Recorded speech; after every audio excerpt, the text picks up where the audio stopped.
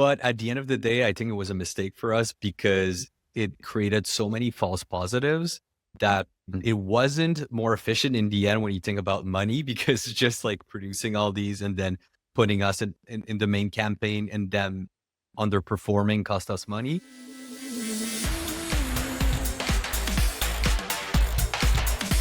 Hello world, welcome back to the Pocket Gamer podcast with your hosts, me, Brian Baglow, and the goddess of growth, our very own Peggy Ann Salz. Hello Peggy, it's wonderful to see you. Thank you, Brian. And I was just thinking, literally, we have to, in fact, someone gave me the idea. One of our viewers is like, we need to do a sizzle reel of every time you do this, because so far you have not yet repeated yourself. I don't know how you do it, but come up with a new one every time. I don't just sit idle between these recording sessions, Peggy. I'm fiercely creative. You're on it. Hey, absolutely. I started in games as a writer, so. There you go. There you go. I suspect I might have done the same one at least once or twice. I'm not that creative. I don't know. Well, hey, speaking of creative, that brings me to what we're going to do, because I spoke with our guest today at Mao and we were chatting, and it's just like, you know what? This is too good just to leave on my own podcast, Mobile Groove. I have to bring it to the Pocket Gamer audience, because everyone is talking about creative and everyone is looking for ways to experiment, but also drive results. That is what's really important. And that's what our guest does today. It's Felix Boudreax. He is VP of Growth and Marketing at PokPok. Great app, playroom for kids aged 2 to 8. So it's calm, it's ad-free, and it is growing, and it is growing fast. Probably part of that is because he's built a creative testing engine, and he's going to lift the lid on it for us today, Felix, because, hey, this is what you're about. You are about creatives and about experimenting with them. So we're ready for a masterclass. No pressure, of course. Great to have you. Well, I'm happy to be here. Thank you. It's an absolute delight. I can't wait to hear more. As the father of an 8-year-old, I feel that I should know more about this, and anything to prise Roblox out of his fingers right now, quite frankly. But Felix, before we dive in, you're not just rocking creatives. You started out as a drummer in a rock band touring Mexico. Am I right? Can you give us a little background on yourself, please? Yeah, that's correct. In another life, I was in a rock band, and we were based out of Canada, but because we were making music in Spanish, we ended up having our agent was in Mexico, so we toured Mexico 2 or 3 times, I think, which was very, very exciting. Maybe a little bit more exciting than creative for mobile apps. And now I'm more into growing apps. So I've been doing it for about 10 years now. Like before, I was working for a sleep app called Better Sleep. I was their head of marketing. So we grew that company until it was sold. And now working for PokPok that Peggy described. So a kids app that has educational learning games for kids 2 to 8. And how we differentiate ourselves is that it's a non-addictive screen time. Like we do everything in our power to make it a lot less overstimulating than anything out there. So removing any addictive hooks, winning or losing, anything that could make the app moreish, that like it just can't get enough and get into a tantrum. That's what we're about. We talk about what you're good at and creative that goes from rock to PokPok. And this is exciting for me because we're all about performance and we're all about scale, but we're not really talking about how to do it. It's just like, yes, we have to do this. And here you scale meta ads from 10 to 70 plus. You're aiming for much, much more. But more importantly, without losing your mind, without growing a giant team, taking a very methodical approach to that. And I think that's what's most intriguing, is that you're showing it can be done with the right approach. Tell us a little bit more about that. Yeah, I think a lot of this is unsexy in terms of like doing that type of scaling creative is to a certain degree good project management. So a lot of like is structure, processes, having the right stuff in place. I usually bring it down to 3 pillars of how to do it in a way that is manageable. First of all is it has to do with a team, having the right people in place. If you're a small team, like having people who can wear different hats with no overlap. So like you got different expertise and everyone's very efficient. AI comes in at this point also to stretch people's capabilities a little bit. And when it comes to production, then the processes are super important. And that goes with like good naming convention, good spreadsheet, good knowledge management in general, because you're managing thousands and thousands of ads and you have to remember which one worked for what reason, when you tested it. So like just being able to access that very fast becomes really important. And finally, I think one of the most fun part of it is iteration, mastering the art of iteration. So like being able to spin ads very fast and tweak them very in minute ways, but in ways that have impact. That has been very transformational for us. So let's unpack that a little, if we can, Felix. Walk us through that workflow. How does it look in practice? You've said it's not about more for the sake of more. It's structured, clear hypotheses, and those small tweaks to maximize impact. Can you give us some detail? Yes. So how we approach it is, at first it was a little bit less structured and it was a bit like throwing spaghettis at the wall, kind of like trying a lot of things very quickly, which kind of works for a while, but it becomes very confusing to communicate things in the team, to know what worked, why it worked. So we moved on from that to go to a highly structured process where basically every ad sets that we test, every kind of concept what we test, we voice out our hypothesis behind it. So like everyone in the team has alignment. If it's, let's say, oh, we're gonna try a cartoon in a plane that showcases PokPok, why it's great with kids that are 2 years old. Like we need just to put it down in writing and kind of like say, okay, that's why I think it's gonna work. So having that approach makes it a lot easier when it comes to evaluating results, and also just kind of doubling down on it too, because then we can be like, okay, like this has worked, this hypothesis has worked, how can we push that farther? Like do we take that and put it in another setting? So basically having those really clear hypotheses have really helped us shape the discussion that goes around ads, and that goes a long way, because if you can't really like verbalize what you think worked, it becomes super confusing, and then you're just basically just producing ads and throwing stuff at the wall. That makes a lot of sense, because you have to know what the hypothesis was, or the variables that you would even look at to know if you've moved anything. How do you pair the thinking of the creative with the testing of the creative, so that you understand that later, and also your team, because you said yourself, they're all sort of hands on deck. So everyone needs to understand, just to start, the hypothesis itself. Yeah, I think some of the things we use are very low tech, just like Excel spreadsheets, just when it comes All to right.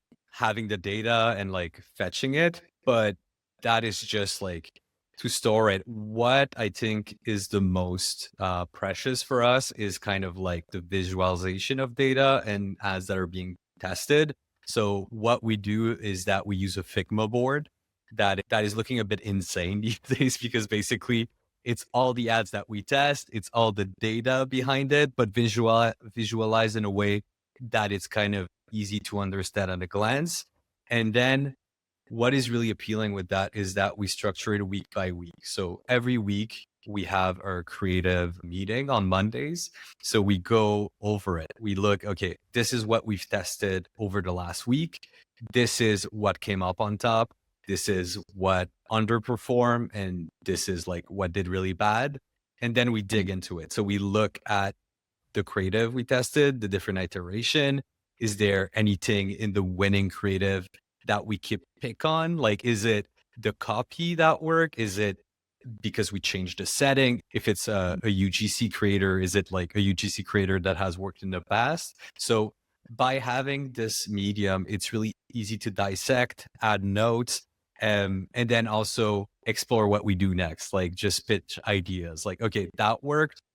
What can we do more? Like, have we reached sometimes we reach the maximum with iteration, because when you've tested like 50 copy, like 50 different like creators, like at some point you're like, okay, well, we've done it all. Like maybe we work on another concept. But yeah, having this visualization, I think, was the biggest game changer, because before we had more of a spreadsheet format where we could click on ads and then see them, but really You're putting seeing everything out there it's more holistic. visually is important. So actually what it should be able to do, and maybe has done for you, Felix, is allow you to revisit older creatives and resurrect them, bring them back, make them relevant. So nothing is lost, basically. 100%. Like, although we like to believe like in a spreadsheet, everything's there and it stays there, but it's just like, it's hard Yeah. to like look at a thing and like, I don't know, it doesn't activate the neuron in the same way as seeing it and remembering, oh yeah, like there was this thing about this creative. I think the copy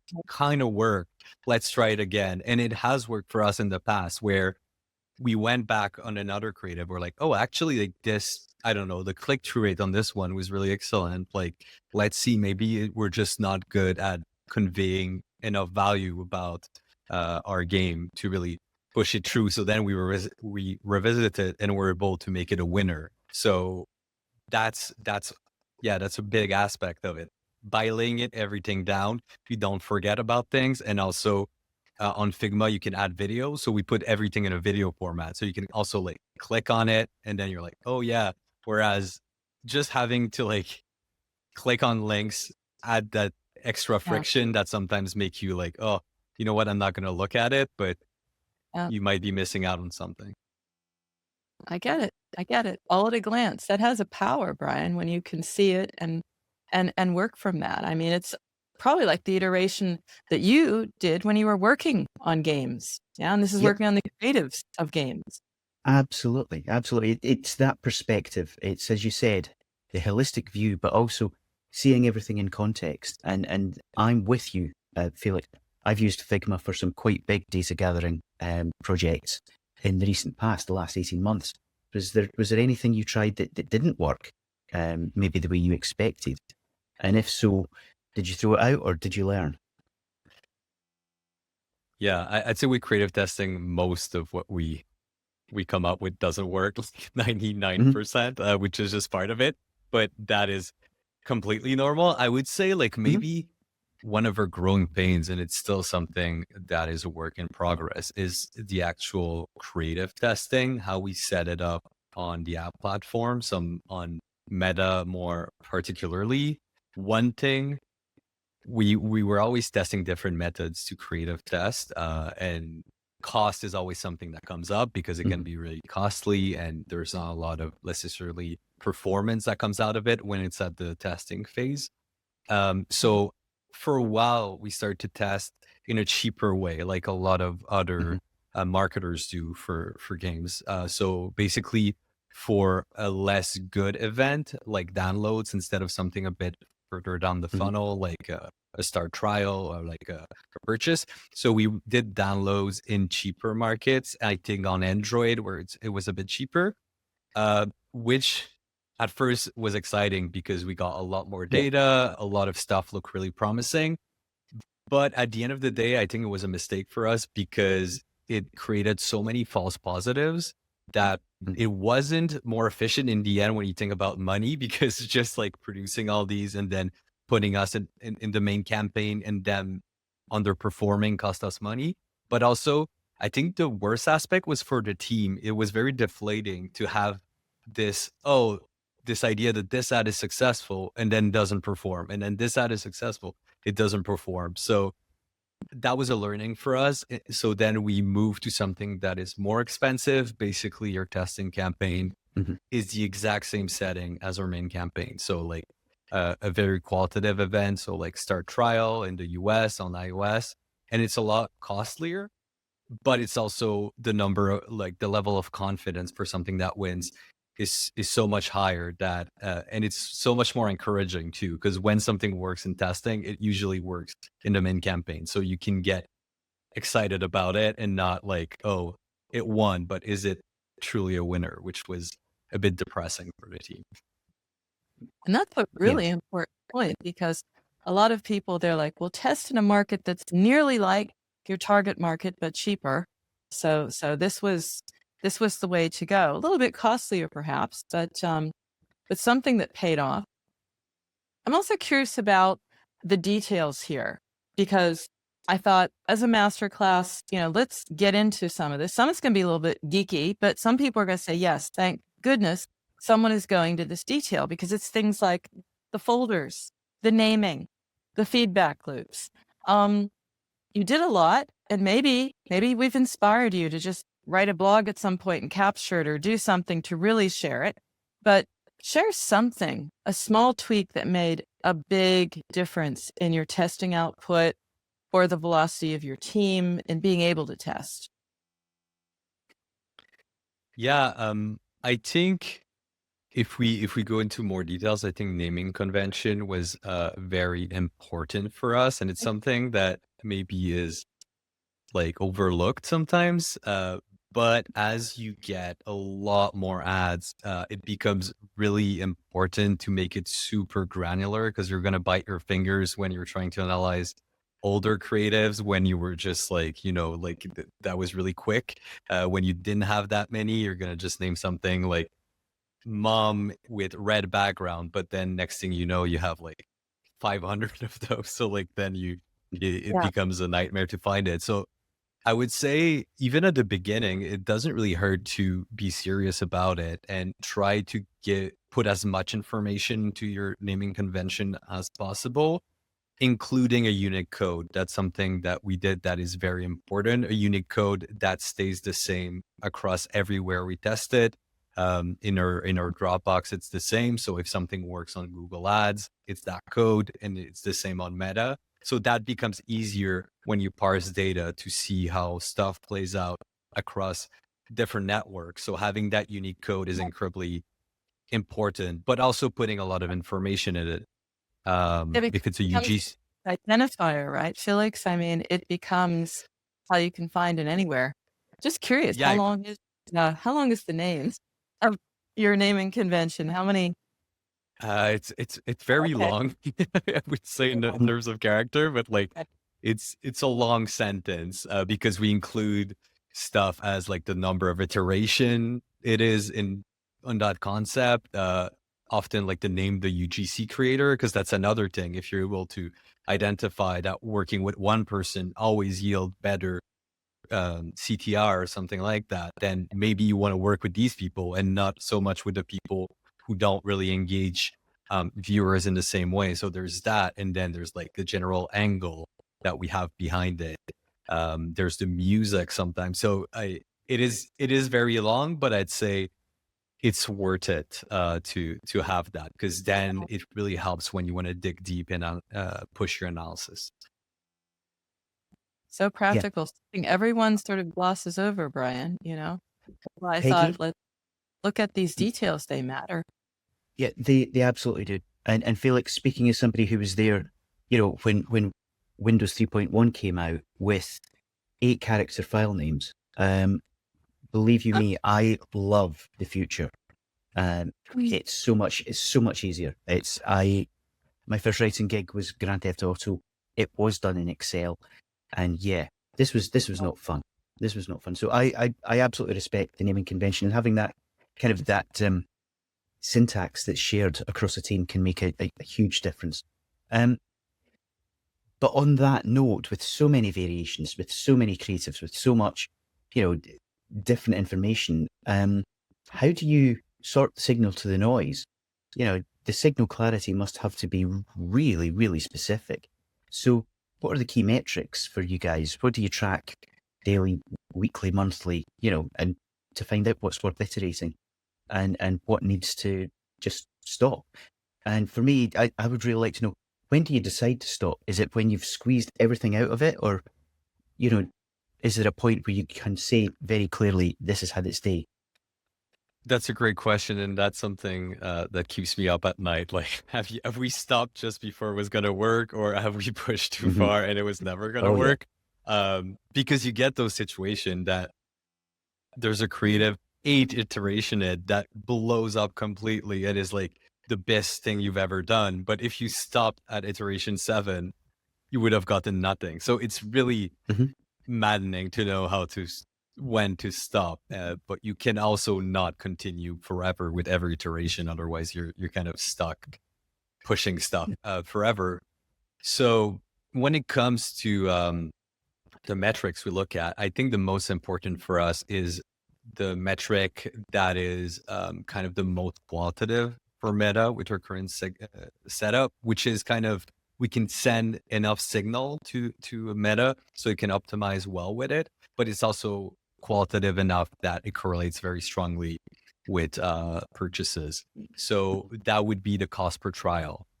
We are an app with a hard paywall, so we don't really have any free users. That makes it simpler. Like if you want to go forward, you have to do a start trial. So this is the main metric we look at, be it for our main campaigns or in creative testing.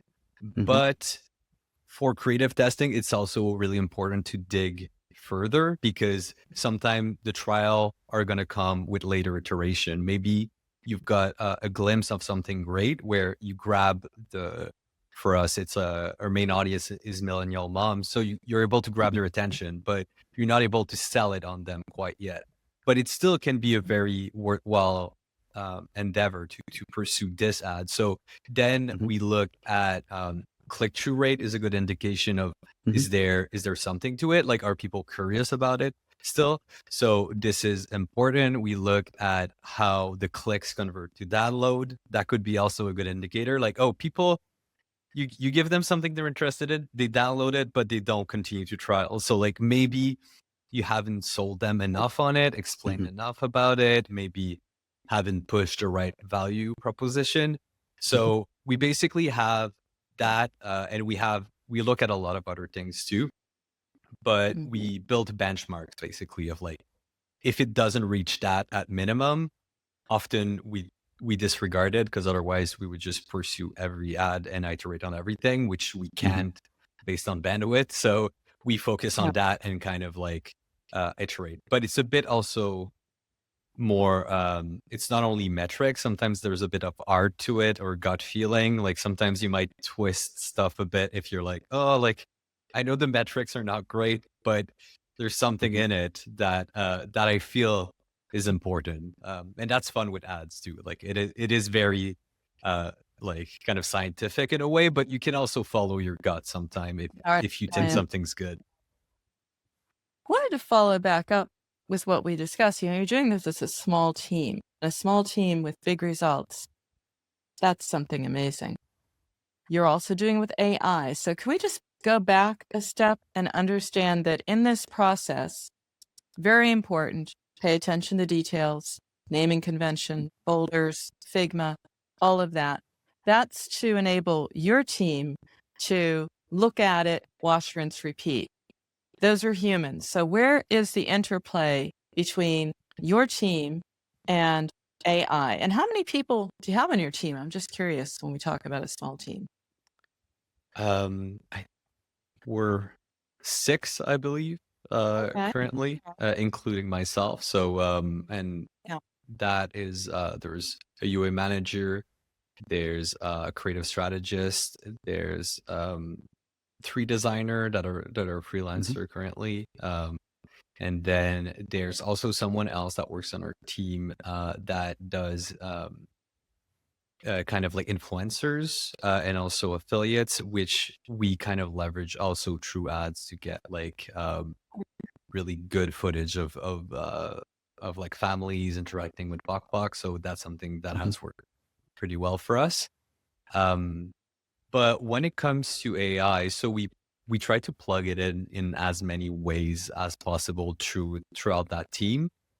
So it goes from being able to ingest a lot of ads as quick as possible. So we use kitchen.io to really be able to upload a lot of creatives in a quick time so the UA manager can focus on ideation and other things.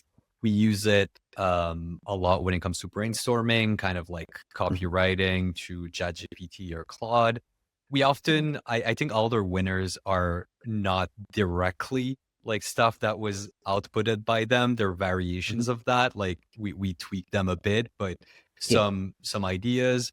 We use it for research as well to like compile, psychographic studies about who we're talking to. Is there something that irks them, like a pain point we haven't found?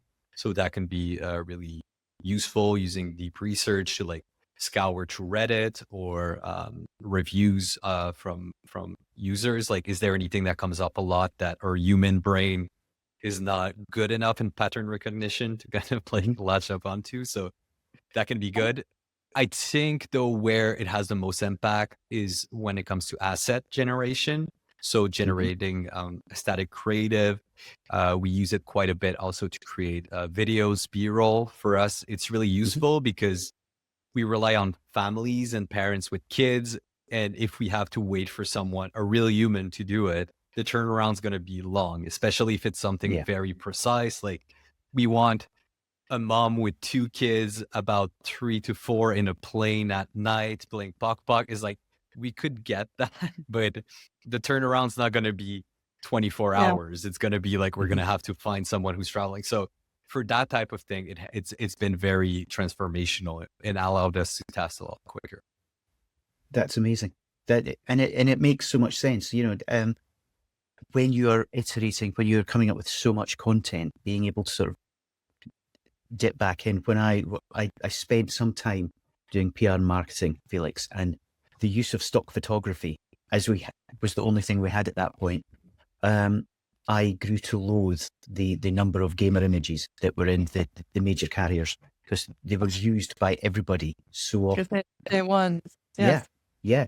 So you couldn't differentiate yourself from the competition. So I absolutely understand, and that makes sense.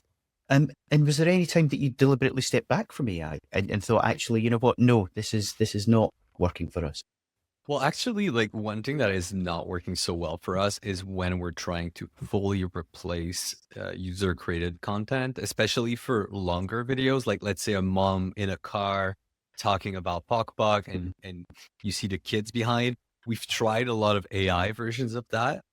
But in my experience, as long as it's like the snippet is longer than like 3 seconds, I think people potentially like catch up to it and they're like, it's AI.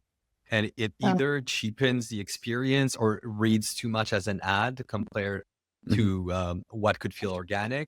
That so far, nothing really has worked with that. The only way we can make it work somehow is if it's kind of a mishmash of different ones. And there's like an AI mom that lasts 2 seconds. That can work, but it seems that however much we try, when it's a bit longer, there's still something that reads as fake. Maybe that's something that's going to disappear with the newer models getting better and better to the point that it's really indistinguishable. But I don't think we're quite there yet, at least from my experience. I get it because people are watching it, and there are dead giveaways, not just 6 fingers, but other dead giveaways to tell you you're doing something in AI. Let's talk about the creatives, because talking to more marketers, yourself included, Felix, when we were chatting, and it was like, well, creative testing, that's the power in the studio. It's showing improvement at all levels, or it should be showing improvement at all levels. It's partly in the ads, but it's also, in the process itself. Where do you see this having a bigger impact in the studio, where maybe it's already having that at PokPok? Because these efficiencies, this creativity, that carries over, that can improve the game, the product, the playroom that you've created. It can inform other campaigns.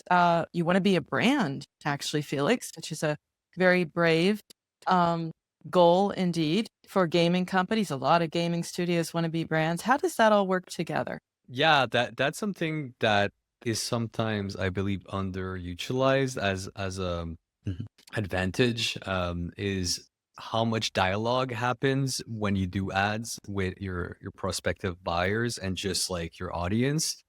So basically you're pitching ideas at them through every ads and seeing what connects. And you can use that as a tool to basically validate what people like about the product? Like, is there anything that's connecting more? Is that anything that like people really are enthused by the product? You can Mhm. even technically like reverse engineer some features, like pitch something that doesn't exist in the app and then make it, which is Mhm. kind of a smart way and a cost effective way to develop features. Although like you have to be careful because people might be a bit angry that what you're pitching doesn't exist. But that's something we're using to kind of like when we come up with new games in PokPok, which has a slew of mini learning games, Mhm. that when we do ads and we find that there's a lot of a like a good reception from parents in the ad, it's something that we're going to bring back to the production team and being like, oh, maybe it's worth looking back into it and see if we should develop more of that. So that's something we're trying to use as much as possible, and it's a great tool. Basically, you're always dialoguing with your audience, and they're going to tell you often what they like, what they don't like. So yeah, I Mhm. think it's a great way to kind of like align production in a way that makes sense and make sure you're really connecting with your users. Now that's interesting because uh, you're marketing to the parents, but being played by the kids. And so, do you ever see a disconnect between what works with your customer, i.e., the parent, and your player, which would be the child? Yeah, I think it's two completely different strategy. I think when we're Hmm. doing ads, we're really talking to the parents, because we've tried. Well, we're not talking to the kids in any cases, just Hmm. because Yeah. of their Yeah. demographic, 228. Like we wouldn't target them. So when it comes to the ad strategy, we're really just digging into parent psychology. What do they want as a learning game for kids? What is important for them?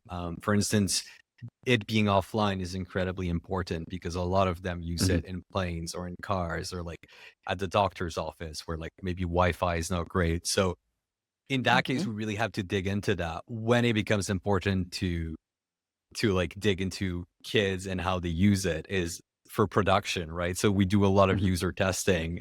We do a lot of like polls and like we ask kids what they want. We really try to create Hmm. something that will make them excited because at the end of the day, if you give the iPad to your kid and they don't want to play with it because it's boring, like it doesn't matter how well you sold to the parents, like they're still not going to pay for it. Yeah. Yeah, that makes sense. And I mean, what you're doing is clearly working because some of the accolades are incredible. In only 2 years, Time 100 Most Influential Companies 2025, 2023 App Store Award winner, 2021 Apple Design Award winner. Um, you're picking up a lot of silverware and trophies, but also it's a hard paywall, no ads, no free tier. So what led to that decision? I wasn't there at the inception of the company, so Hmm. that was actually a decision that was prior to me, but I think it's a decision that makes a lot of sense. Um, Hmm. when deciding about what I call a soft paywall, so like something you can X away and still use some kind of free features in a game or an app, or a hard paywall, I think it's really important to understand where you stand in your category and how you're gonna um, like break through the noise. And in our case, so the app was launched in 2021, and there were Hmm. over 100,000 kids app on the App Store alone. So when you come to a market like that, you're not going to like organically like stand out through keywords and stuff like that. Like you're going to have to do some paid UA. And if you do that, I think a hard paywall can be very attractive for a bunch of reasons. Like you're going to send a really good signal to the app platform. Like people Hmm. can only select that.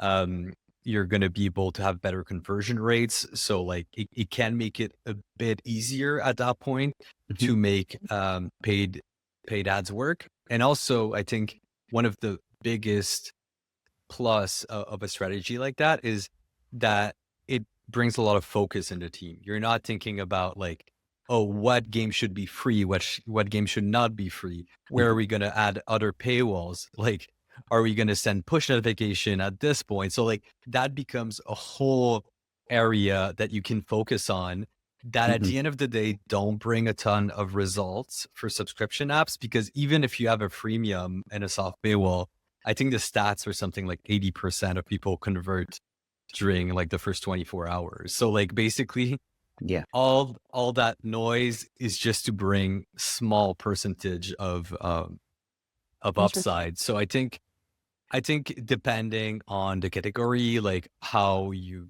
can stand out marketing wise, it can be a smart decision. But I believe you lose out on virality a little bit with a hard paywall, because it's just like harder to share, right? Like if it's something you can try for free, like your friends are going to try it and then they're going to talk about it with their other friends. Whereas I feel a hard paywall sometimes it stunts that virality, but that's a price to pay for having other advantages. Yeah, it's a trade-off, but it's the way you explain it, it makes sense because again, small team, do you want to be bothered thinking about, okay, this is the cohort that, you know, only like this part of paywall and what games do we give them? And, you know, it just complicates things. I mean, you could someday maybe rethink it, but you know, a hard paywall has helped you focus, especially as you said, first 24 hours. That's it. That's the moment of truth. Yeah. And I think it's a discussion that should be ongoing. I think some apps are better starting as a soft paywall and then shifting and vice versa. And there's examples of that happening. So it just, it depends a lot on the environment you're in and like where you are as a company. If you have like 20 developers, then it's a lot easier to find like those areas of improvement that are going to shift 2%. But if you're making a ton of money, 2% is huge, right? So like yeah. And also if you're first in a category, and you're viral for the get-go because you're the only one ranking on a keyword, like some of those AI apps that you see popping up, like if you're the first arrival, having a low threshold can help because then you're most likely going to get more people in. So yeah, it's a strategic decision that should evolve. So one of the things that I would like to touch on, Felix, is the PokPok brand, you know, in terms of where it's going, how you protect it, and within all of the disconnect that we discussed about parents and kids and the creative approach that you're taking to marketing. What are the guidelines and the growth that you mentioned, you know, reviewing things? How is PokPok evolving and where do you see it going in the next, say, 5 years? So from the get-go, the idea with PokPok is that the app was going to be one of many products and like part of a wider brand. The idea is really to establish a really trusted digital play environment for parents, something that like they can trust or know that it's not going to be addictive, not going to be overstimulating, it's not going to be sneaky. So PokPok, the app, was kind of the first step in that. And I think he executed pretty well, like winning those accolades and still like want to grow it a lot bigger. So for that, there's a lot of design decisions that go into it. For instance, the no ads thing, or even having a hard paywall. So there's no paywalls that kids are going to see. That's something that's very dear to us. And also like having no winning or losing, having like no coin system. These are all to make it a little bit more calm and less tantrum causing. So this is kind of our ethos. And the idea with the brand is to push that on other avenues. Like we just started a YouTube channel and that's the same ideas on YouTube, talking to a lot of parents. I'm not a parent yet, but a lot of parents, when they talk about YouTube Kids, you don't see a lot of like enthusiasm about it. They're like, it works, like it captures their attention, but they don't necessarily love what's on there or trust what's on there. So the idea was to create a channel that is like easy to trust. It's like a bit slower pace. It's educational. So we're seeing good early traction on that.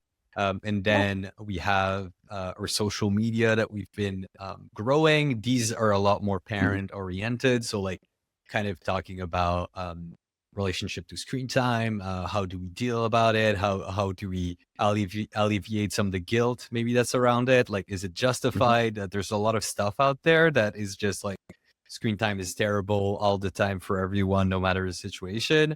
and that's not true. And so we're just trying to dig into those ideas, create a brand that basically like parents of toddlers, parents of young kids can trust, can love. So we're exploring these different avenues and keep making our product better, basically. So this is kind of the strategy, creating really great products and great experiences that parents can trust. Absolutely love what you're doing with this, Felix, because it is needed, and the whole thing makes sense. I can see why parents are signing up and people are throwing awards at you. So, Felix, we could carry on talking about this all day. It's a matter of huge interest to me as a parent. But before the Labrador actually starts trying to rip my arm off to go out for a walk, we need to draw things to a close. And there are two questions that all of our guests get asked. First of all, what are you playing right now? What's on your phone? What are you spending time with when you should be, using AI to churn out all of these fantastic creatives? Second of all, favorite game of all time? The game I'm playing right now is Skyrim, so a bit of a throwback on my Steam Deck that I just got. So I had never played it when it was released, so really enjoying it. Oh, fabulous. And my favorite game of all time, I would have to say Baldur's Gate 2. Okay. Yeah. Strong choice there. Oh yes, very much so. You're not going to get any pushback on those choices. That's fantastic. Well, Felix, it has been an absolute joy. I love what you're doing with PokPok. It sounds like you guys have got a really strong model in there and are really kind of focusing on both of your audiences. So thank you very much indeed for opening the lid for us. And thanks for the practical tips that I hope people will think about, small teams with big results. And check in as you build your brand again, Felix. As you continue, we'll have you back because it's going to be a great story. How, again, a small team, big results, massive brand. Who wouldn't want to hear about that? Thank you for having me. It was great to talk about ads and creative deeper. I think that's always fun to go into the details. So thank you for having me. This show is all about how to do your job better, how to make an amazing game, how to market it, and you have a say. So if you have a story or know someone we need to shine a light on, then we would love to hear from you. We want to hear from you. We want to reflect the reality of the mobile games market in all its wonderful complexity and strangeness. So if you have any suggestions for us, if you have any feedback for us, you can always get in touch. You can email us at podcast@PocketGamer.biz. You can find us on Twitter @PGBiz, and you can reach out to us through the PocketGamer.biz website. If you're interested in listening to all of our podcasts, you can find them at PocketGamer.biz/podcast, and we would love to hear your thoughts on future shows. And we've got you covered on all the major platforms, so subscribe to the audio podcast, as Brian said. Look for us on YouTube. If you want to read it, hey, you can do that too, because we have a companion post for you as well on the PocketGamer.biz website. Tune in again for the next edition of the PocketGamer.biz podcast, and we look forward to speaking to you in the near future.